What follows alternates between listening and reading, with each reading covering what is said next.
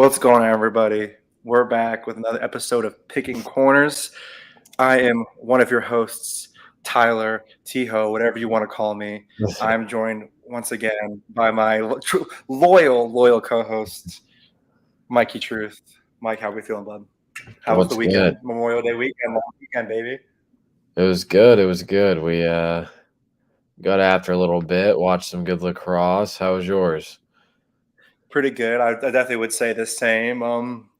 Memorial Day wasn't too bad. Had a chill day, but I got to watch the games. But yeah, let's jump right into it. College season is officially over with. Another season is come and gone. Gone are the days of early February trying to find random student-run streams for Yeah. different games you want to watch, all the way up until more games go on ESPN and ACC Network. Getting all your subscriptions ready to go, and now it is over with honestly a way better men's championship game than I thought. Before we get to that, let's rattle through it. Women's championship game. Did you get to watch it, dude? Yeah, I got some of it. I didn't get to see the whole thing, but Dude, was electric. electric, to say the least, dude. Charlotte North, dog. She's a baller. Demi She's a Ortega, baller. dog. Geiersbach, dog. Dude, that was like some of the most entertaining lacrosse I've watched in a long time. I know. Yeah, those girls are on a different level. Dude, it's actually, I feel like overall, like if you want to group the semifinals and final together, I would say that the women's as a whole was better. Was more entertaining, I feel like, from start to finish. If you go from semifinals and final. Yeah, No. I think so. I agree with that. Like the women's championship had me on the edge of my seat. I The mean, only problem was the UNC Northwestern game was crazy. Luckily, they didn't see our apology. But we issued a formal public apology to the UNC women's lacrosse during our last stream. The game was on, and I was like, "Oh man, Northwestern's just having their way with UNC." Little did I know, once we hit the end broadcast button, that North Carolina would go on the most insane comeback I've ever seen in my entire life. They went off. It was crazy. I think it was to a point where it was like a 7-0 run within 7 minutes. Yeah, women's game's just so high scoring, which is awesome, honestly. It's so fast. It's so I love the pace. But yeah, I think that apparently Homewood had 8,500 people in it, 8,500 people, which there was so many people standing. I had a friend down there said it took an hour to find parking. I don't know. Like, I feel like they could have moved that to a bigger venue. Yeah, but Homewood's a good venue, though. It's not about like Homewood as a suitable venue for any lacrosse game. You know what I mean? But for a national championship game, where like they could have, if they were to do in Baltimore, they could have easily played that at Towson. You ever been to Towson Stadium, Johnny Unitas? Yeah. Yeah, it's a D1 AA football stadium. Like they could have held 8,500 and more. I mean, shoot, the crowd view on this broadcast looked sick though, as far as like the packed stands, people. Yeah, that's the thing though. That's what you kind of want, like not this like men's playing in the middle of Ohio. Yeah, like with the stands completely empty or look completely empty because the stadium's so big. Yeah, dude. I mean, it's hard to say. Like, it's not hard to say. I think that like was the most epic. Like even from watching it through the TV, you could feel the energy, and I thought it was a good game from start to finish. It sucks that another team had to lose that game. You know what I mean? It's kind of one of those scenarios. But I thought all in all, it was a great game. Shout out to UNC completing the undefeated season. And as we move down, if we want to talk about D2, D3, as far as the men's game, shout out Tampa, D2 undefeated season. First championship. Dude, they've been like they've always been in the talks. You know what I mean? I feel like that's definitely not going to be their last. Yeah, they're a big bubble team. Like they always sit in like that top 25, but like the 15 to 25 section of it. I hate UMD, but I'll bandwagon for sports. Yeah, I mean, says the Tom Kowalski, co-host of Pick and Fights, UMD grad. Believe that as it may be. Um, and then D3, RIT Union. Honestly, better game. RIT is just a powerhouse, but Union played a great game. Yeah, I And thought RIT was going to pump them. So that yeah, was a pretty impressive game. definitely a worth. Union made it interesting, right? RIT goes back to back, and the D3 men's. They tweeted out. Dan Arestia tweeted. Did you see his tweet about the record for the championship teams? No. So on this season, the combined record of D1 through 3 men's and women's teams, the champs, Oh, now I know what you're talking about. Yeah. combined 124-3 record That's crazy. on the season. Of the men's, I know that RIT had the only loss. They had a 1-goal loss to RPI in the middle of the season, which RPI is not a bad team. No. And then I think in D2 women's, in D3 women's, it was Tufts. And then in D2, East Stroudsburg was actually the D2 women's national championship. Funny enough. Really? Yeah, I forget. I think they lost, but I forget who they played. I want to say it was like an Illinois team. But yeah, all in all, great game. And then obviously the men's game, Cornell, Maryland, did not go nearly the way that I thought. Luckily, our picks, we tweeted them out on Memorial Day because we weren't going to bother anybody with reading or watching a video. Cornell plus 6.5 and the under 26.5. Knows what's up. Yeah, that's fact. D3 all day. D3 and club pretty much the same, but let's. That's for the love. That's just for the love of the game. For the love of the game, baby. For the love of the game. But yeah, like what was it? 9-7 final. Yeah. Easily, I picked. I went Cornell plus 6.5, just as like a hope and a prayer that it wasn't a boring game, and it most certainly was not. I know that the Maryland went into halftime up 8-2, and the game finished 9-7. Yeah, I think Maryland was doing a lot of let's just cook the clock, let's cook the clock. And then they were getting off bad shots and they were getting lazy. And then Cornell was obviously just hungry and just riding them so hard.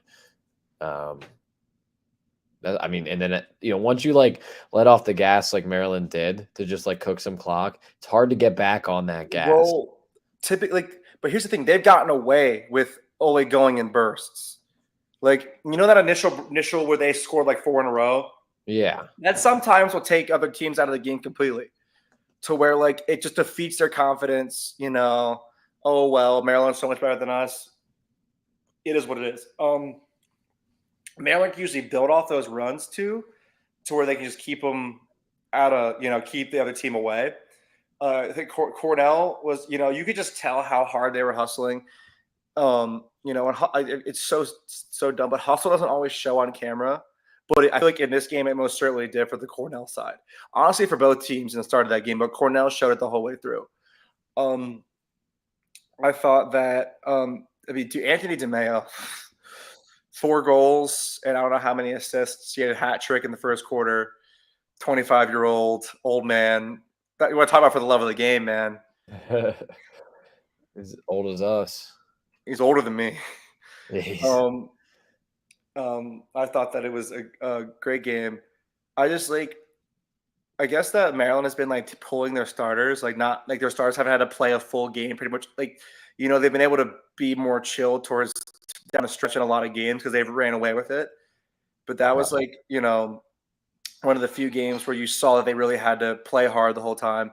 And the way, the story, this is going to sound so stupid. The story of John Henry, where he's, breaking through the wall against the machine, and eventually the machine just, it's so far ahead of him, right? And then all of a sudden it just stops working because it's been worked too hard, and he just keeps going. That's I've never seen it's such a great team so visibly tired. And a lot of people say that it's from the they had the late game, and I'm sorry about the dogs. They had the late game, and I don't know, it's a couple hours. I know the games got pushed back on Saturday because of the rain, Right. But like they just looked so gassed. Like and Cornell's defense was giving the opportunity after opportunity. And Oh yeah. yeah, like it was they just took such bad shots. Cornell, like for as many opportunities as they got, took such horrible shots down the stretch. Oh my, they were just like shooting off of like screened And they were good defenders. looks. Like they were good spots to shoot from. It's just that they were putting bad shots on Cage. It was just stick side high like all day. Well, isn't Maryland's goalie's a lefty, right? He is. Yeah, so that Yeah, makes it I mean, tough, obviously. but like still stick side high on a righty or lefty is still not good. Right. Yeah, I mean at that Yeah. level, like you should be able to like figure that out, but that Yeah. does make it just a Yeah. little bit tougher. Yeah. Yeah, I just like I mean, if that game keeps going, I mean, obviously you only get the amount of time you have to play, but that game keeps going, Cornell might win. I think that it was very apparent how much Cornell was not trying to get up and down in transition throughout most of the game. I don't know if it's because they just didn't trust their depth as much as what I mean. Like, even when they had like sort of a numbers, they would still pull it out and get their first line o mids on. They only started pushing transition towards the end. Yeah, they were slowing the pace a lot, and at times I don't think it was a good thing. I think that it's like from you could do that in spots because it's good to like not throw the ball away against Maryland because you want to keep the ball out of their offensive end as long as you can. But at the same time, you need to capitalize on your opportunities. Right. So it is what it is. But I thought that it was overall way better of a game than I expected. Oh yeah. I was very happy with it, and then I was screaming in my living room. I was just very impressed. Yeah, I thought they were gonna get pumped, so it was a Yeah, I good. mean, what I thought the biggest thing is what it means for like Cornell in the future. Like Connor Buchek in his first year as a head coach took him to a national championship. Yeah, and he's a young dude, so it's pretty cool to see the change of the old guard is gone or is Yeah, on the way out. that's a great thing, man. And I think the Tewaaraton ceremony is going on right now as we speak. I mean, it's kind of obvious who's going to get it. I mean, Logan Wisnauskas. I mean, well, do you think they still give it to Chris Gray? I know he was the odds-on favorite because like I don't know if we talked about it on the stream, but it's like been very murky as to what the Tewaaraton truly means. Like, is it you give it to the guy that had like sometimes they give it to the guy who had the best career out of all of those guys. Sometimes they just give it to the best offensive player, and sometimes they just give it to the like overall. And it's just the best offensive player on the championship team. Right. It's more like a tournament MVP award than a body of work throughout the whole season kind of deal. Yeah, they're kind of all over the place with it. They're all over the place. And they always say like it could be anybody. Like they always put in like defenders, like a Fogo. Yeah, their watch list, like it's like all these different positions to start. But once like the finalist comes, was there even a defender finalist this year? I don't think so. I don't know if it's finalists on the top of my head. If we're being just honest. like a token they just put in there. Yeah, like they like Joe Fletcher was always like a token guy. Like any of like your top close defender. I know Matt Landis was always like up there to possibly win it, but it'll never happen. Yeah. Yeah, they really even give it to midfielders. It's usually the best attackman on the best team. Right. Usually, and they usually get the most points. So yeah, I mean, yeah, it's true, but like I don't know. It's hard to say, but I think that Wisnauskas will probably get it if Chris Gray, right. And then I mean Charlotte North or Jamie Ortega. Yeah. I mean for the women's, I'm pretty sure it's. I mean, I would have to imagine Ortega's up for it. I apologize for not like knowing off the top of my head, but I would have to imagine as good as she is, that she's probably a finalist. Oh, definitely. Yeah. But rolling right along into I feel like it's good that the PLL is starting after, because the MLL used to start like during the college season, right? Like and they would play games. Like, they start training camp right after. So in most of the college draftees can be there outside of the guys that are playing in championship weekend. So that's only like 4 rosters worth of guys, and not even, not many of them are playing in the pros. So, I think it's a good spot. Training camp was this past weekend. Dude, I'm very excited for the PLL. Those videos are always so fun to watch. Dude, they've put so much effort into their online, like their production quality, like for like these short clip videos, like that go online, like on throughout the day. We get these little bits and pieces of news, whether it's Joe Keegs writing stuff up, or it's just like little like clips from scrimmages or the vlogs. Like RJ, dude, RJ's like the perfect dude for like to really push their content. He's I like corny, the but vlog. he's funny. Dude, he is funny, bro. I think he's the right guy to be pushing their content, like, to kind of lead the way. Yeah, especially for those younger kids. Yeah, I mean, he went to BL. He went to Boys Latin. Yeah, and he went to UMD. That tracks. That tracks. Boys Latin to Maryland. That tracks very much. But yeah, dude, I think that I don't know. I think it's gonna be like it's only gonna get better from here. Like, we come from the first season to now. It's only gotten better. The champion jerseys still really bother me. They bother you, or they don't really bother you? They do. Oh. They just took the big C. Sorry about the dogs. Took a big C and just literally copy and pasted it over the Adidas logo. Like, I feel like they could have made it like a little more subtle, or like, I don't know. Yeah, I mean, it could be worse. I kind of like I don't hate the logo. I just wish it wasn't like red and blue. Yeah, like I said, you could honestly could have probably made it like just like a team color, like black or white, just blended in. Yeah, Like, it's Adidas too logos are never color. like colorful. Right. Just like because like on like the Redwoods, who are green, you put a red and blue. Yeah, or like It looks goofy. Just doesn't go. It just doesn't go. Yeah, I don't know, but like they had their 30 guys on each team. Like they were practicing very hard. The content was amazing. What I'm interested is like the Chaos are playing with a lot of guys that they probably won't have one because the NLL is still going on, and so like half the Chaos starters are not playing right now. Like I know that I know a couple every team has at least 1 or 2 guys, but the Chaos are like half their starters are not there. So they picked up a lot of guys from the player pool. Jerry Ragonese, Bryce Wasserman, Bradley Voigt, CJ Costabile. That's a throwback. Yeah. That's a throwback. I don't know. Like, how many of those guys do you think they keep their spot once or do you think that they kind of like were brought on knowing that they probably will not be there the whole season? Like, they do a lot of the promo stuff with them, knowing that they're probably not going to be there. You know what I mean? Right. Yeah, I don't know. I mean, they already made roster cuts, and they had to get them down to 19 for game day rosters. So yeah. Speaking of roster cuts, did you see like some of the bigger cuts?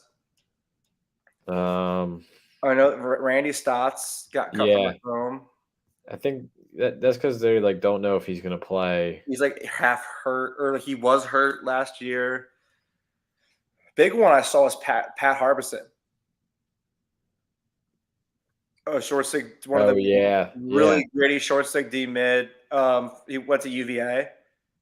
For the Redwoods, he got cut. He's older, but like he's still so good though. Like his motor is ridiculous. I don't know.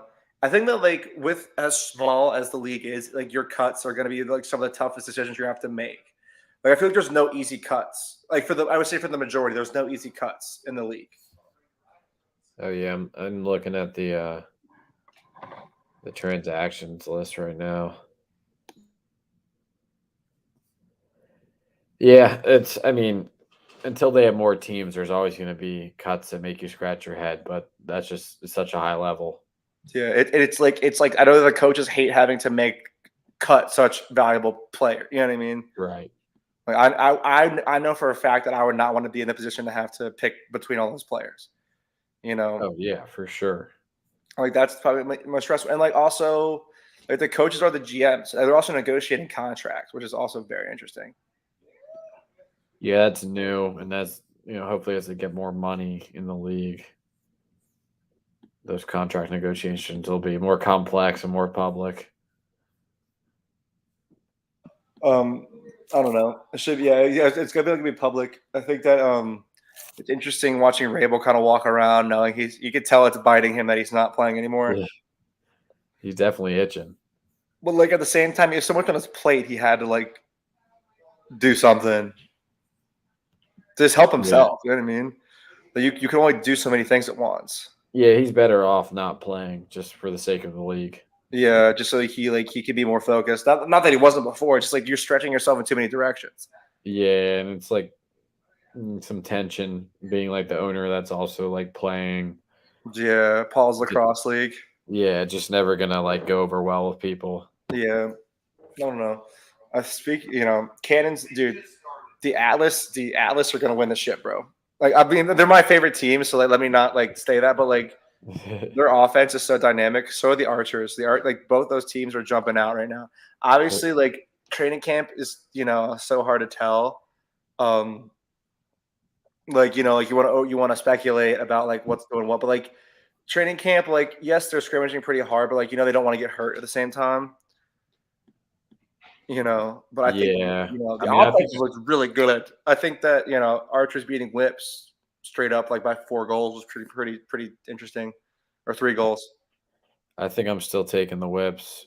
Uh, Future or let's do our way too early futures. way too Yours early is futures. yours is the Let's Atlas. jump into that. Mine's the Atlas. Yeah, mine'll be the Whips. Yeah. Who's your way too early dark horse? Is it Chrome?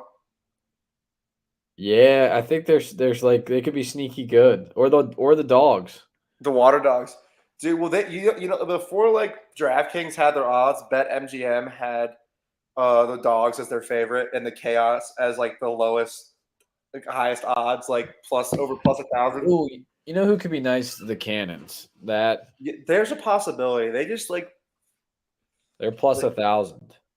they had to go through the thing that the Water Dogs did in the bubble, where like you still have to find your identity as a squad. Like realistically, like to put a whole brand new team together and get like what was it, 4 or 5 days worth of practice and scrimmages, and then play a whole season.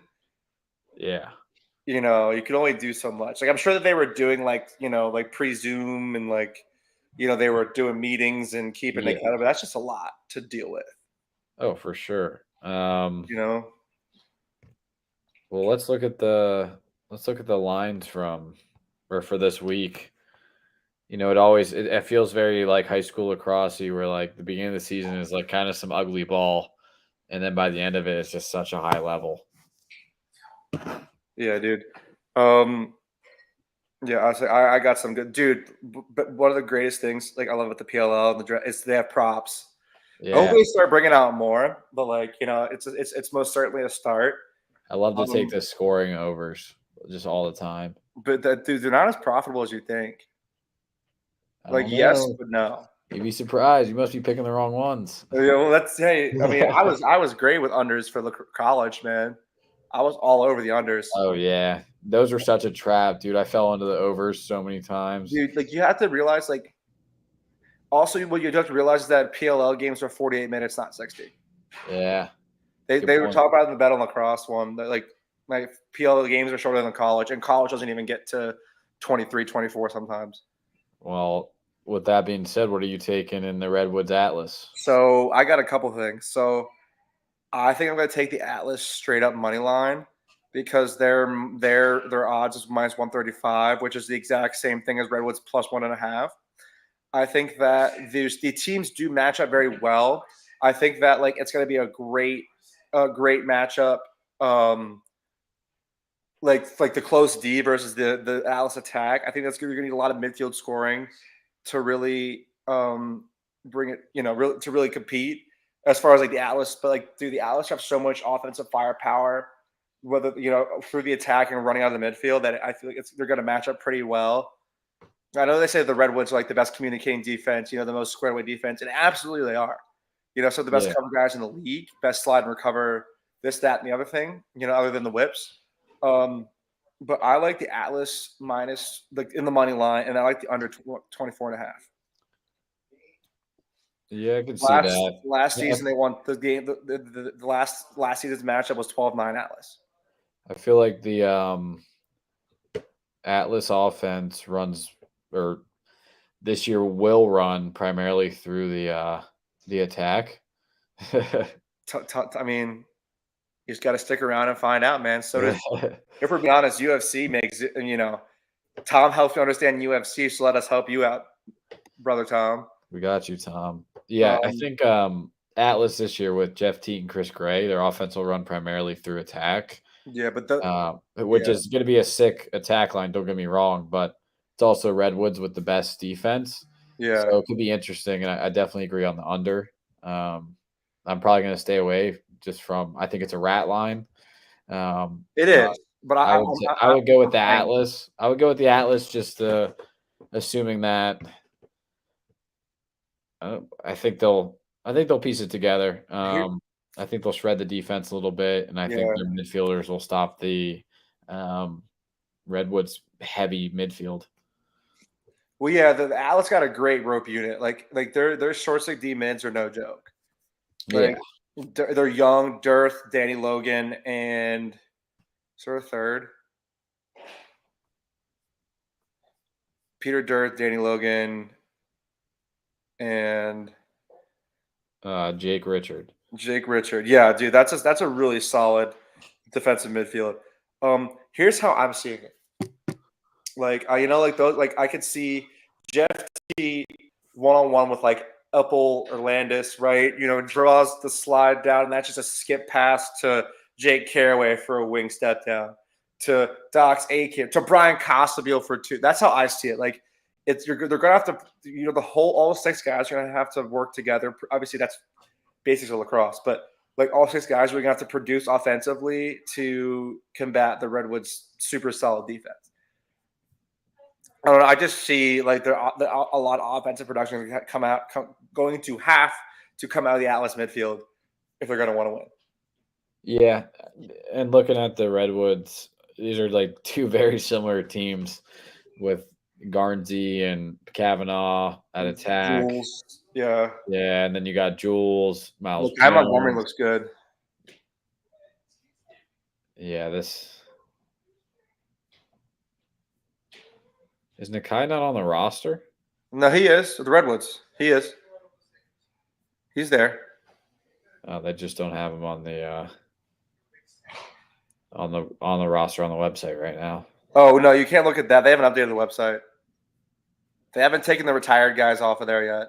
Gotcha. Yeah, they have DeMayo on it though. John Hawes is still on the whips. They don't yeah. If you look at what they tweeted out, the pictures of their 25 man, he's on there. That makes sense. Yeah. So it does look. Oh no! So Matt Lannis is not back. There was rumors about him playing. That there was rumors that he not rumors, but I'm pretty sure he went off to try to join the Navy SEALs, right? Yeah. Yeah. Or at least it was successful. Yeah, somebody told me that he might have joined the Marines. I don't know, but I mean, great in shape guy. Notre Dame, you have to be disciplined. So I feel that's an attainable goal for somebody like him. Pretty sweet when you think about it, but I think it's an attainable goal. It's badass. Dude, Navy SEAL doesn't get much better than that. Whips Chaos, hit me. Whips Chaos. Well, before we get there, I got some props for Atlas Redwoods. All right, let's hear them. Brian Costabile over 2.5 points. Yep. I think that's he passes well from the midfield. Couple step downs. Step down God. Yep. Right. He averaged 3 points per game last year and scored 3 against the Redwoods last year. Had 3 points. I think it was 2 goals and an assist. Rob Pennell over 3.5. He had 4. Nope. Taking the under on that. Under. Yep. He was over 3.5 points in 4 of their 9 games on the season last year, and he put up 4 against the Atlas last year. And the Atlas has virtually the same defense, except for Max Wayne. D3 just means more. Love the game. Yeah, He made the roster. I don't know if you saw that. He made the I roster. did see that, which is awesome. There was only one guy who, of all the draftees, that actually got cut, and I forget Reynolds. I'm not sure, but of all the draftees, there was only one guy that got cut from all the teams. Damn. But yeah, so Whips Chaos. You might think I sound crazy, but I might go under because of the half the Chaos starters are not there. Yes, obviously the guys that are going to be there are going to be good, right? Half the Chaos starters aren't there. Zed Williams is not playing for the Whips. Yeah, I could see that's a rat line for sure. I hate it, but I'm going to go under. It's going to be 22 or it's going to be 23. Yep. Mm-hmm. Yep. I see a couple 2 bombs from, maybe a 2 bomb or 2 from Jared Newman or Michael Earhart. Yeah, just flip a coin on that one. Dude, and also here's a great bet, it was saw it on Bet of Lacrosse. I liked it. I was thinking about it beforehand too. Brad Smith. So they don't have props for every single player yet. I hope they get it to that point. Right. Brad Smith over 2.5 points is plus money, plus 110. He averaged 3.5 points per game last season. Yeah, he's sneaky good. I'd take that, and I would take the Whips minus 1.5. No questions asked. Yeah, I don't like those to pick a side here just because I would tease it just to minus 2.5. If I can tease in this, can we tease? I don't think so. Oh, so we can't. I'd be like, dude, tease everything to 3. It would be money. Points were hockey. Oh, Tom, that's a great question. Your combined goals and assists count for points. So, if I had 2 goals and assists in a game, that gave me 3 points for the game. Yep. Just like hockey, except there's no hockey assists, where you assist the assist man. There should be. That really should be a thing in lacrosse. Yeah. But, you just have to assist the guy scoring the goal. But, yes, goals and assists count for points. That's a wonderful question for those who didn't know previously. What about – So, yes, it is like hockey in many ways, and in many ways it's not. It's a beautiful combination of all sorts of different things. It pulls from a lot. There's, it's Tom is another example. For penalties, you play extra man down, power play type. You lose a guy in the penalty box. So that's another parallel for you. Tom's asking the wonderful questions. Are there fights? Yes. They haven't really broken down all the rules for it yet, but there have been fights. Their first year, somebody got body slammed. Nicosello. Yeah. That was good. Yeah, that he was just trying to protect his boy, and he got body slammed by the other team's goalie, and he just stood up and just right crossed. But yeah, dude, those are great questions. Yes, there are fights, but they don't have set rules for it like hockey does. What about they do let them go for a bit. Water Dogs Cannons? What do you have? Water Dogs money line, just because I feel like it's going to be, both teams will be shaking the rust off. I think that I take Cannons money line all day. Cannons. Yeah, I just think why not? That's the Cannons defense is not really Brody Barrel's not playing, by the way. That changes your mind. Not too much. I know their defense isn't that good. I'm just thinking their offense is gonna show up. I forgot they got Alex Woodall as a Fogo too. Dude, who? Cannons? Yeah. Dude, do you remember him? Yeah, from Towson. And he was at High Point before that. They called him Big Cat, dude. He got kind of overweight for a year. And was just certified, and then he got super slim. Really good. He was in the NLL, and I'm glad that he's on a team now. He's very, very good. He had some criminal problems, but we won't. What? Oh, we'll have to talk about that off stream. Yeah. I don't think I knew that. We don't endorse illegal activity, obviously. Yeah. So this is the only one I was completely stumped on is Archers minus 2.5 against the Chrome over under 23. Would you be able to enlighten me on anything? I'd go over. Over? Okay. But I don't know if I would. 2.5 is kind of a lot. And Grant Ament's not playing.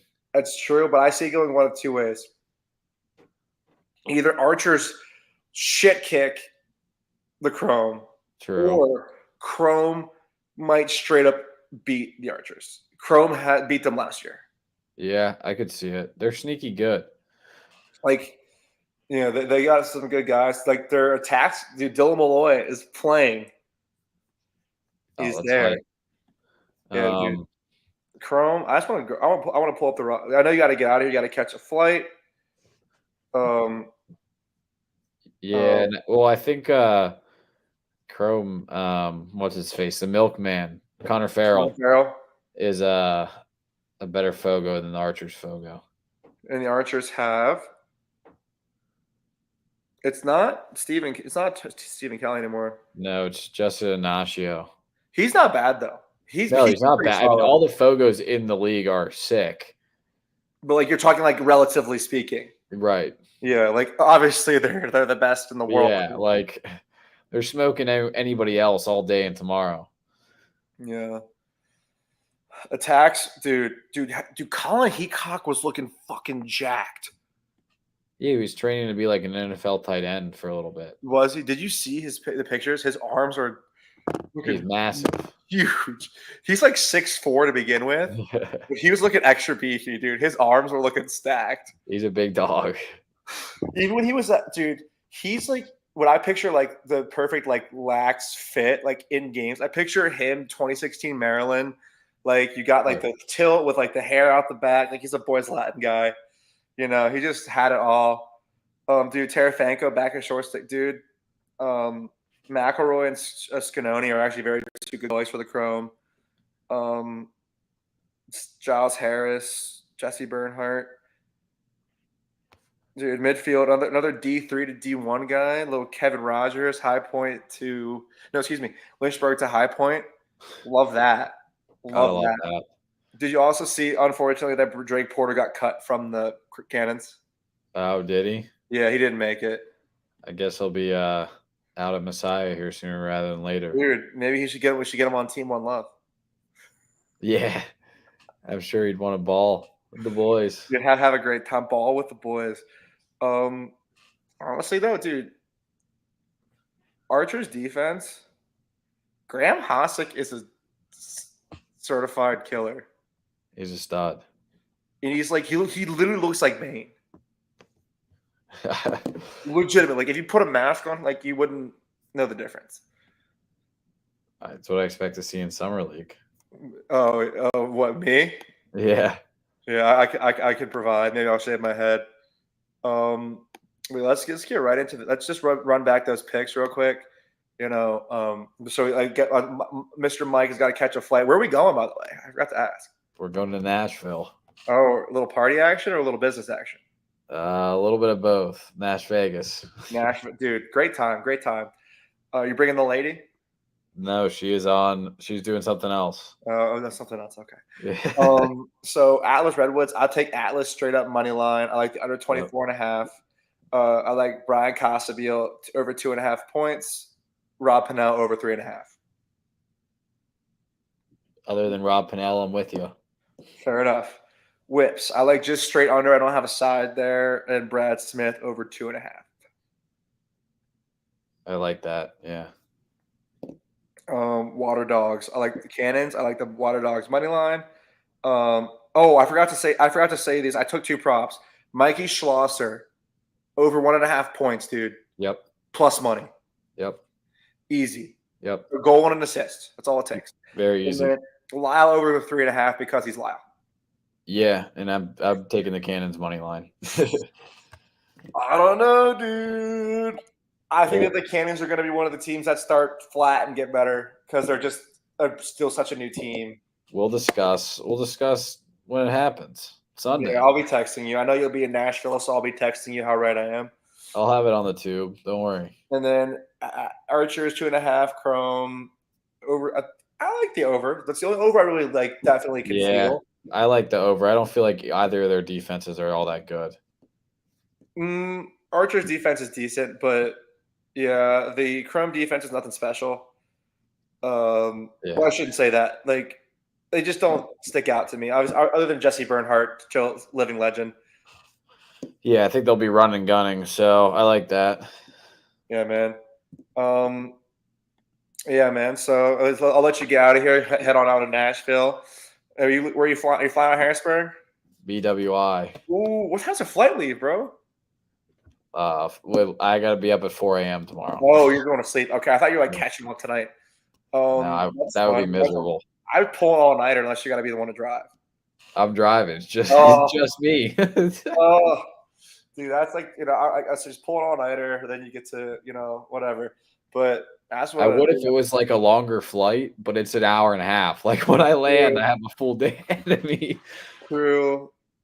Full day of boozing. Yeah, Yeah. I hope that everybody that did join the stream, we thank you so much, and I hope that people who find this video after we're off live, make sure that everybody comment, and subscribe. We appreciate all the support, all the love. And look out for some interviews coming up. We got some interviews in the works. Yeah, should we say, or should we keep that? Keep it a secret. Okay. Got some interviews in the works, and I just talked to somebody about one very prominent member of the lacrosse media world, in the gambling world. He might be on. He actually is playing for our summer team this summer. I don't know if Mike knows that, but he is. That's the only hint. That's the only hint. But shout out Keith. Thanks for coming in right at the end. If there aren't fights, they should let them fight. There are definitely fights, Keith. I told you, Keith, you would have loved it. There was a German suplex, back to belly to back toss with the right cross in the first year of the game in like a fight. It was beautiful. Yeah, we love that. And then also, of course, shout out to Keith and Tom, the boys over at Pickin Fights. Literally, I knew next to nothing about UFC. Like I was just, Keith knows me as a self-proclaimed casual when it comes to UFC. But they get me right. They get, we try to make people money over here at Pickin Winners, and those boys definitely do that. So shout out to them. Shout out to everybody else here at Pickin Winners. They pick winners. It's that wonderful simple. night and a safe weekend. Mike, safe flight. We out.